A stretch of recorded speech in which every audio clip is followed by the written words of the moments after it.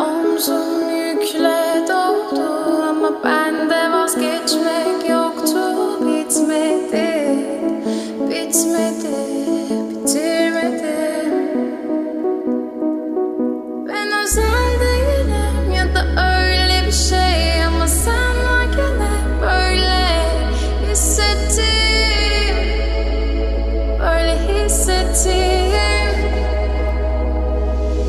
Yanan her şey gülmüyor olmalı, bunu sen de hatırlarsın da artık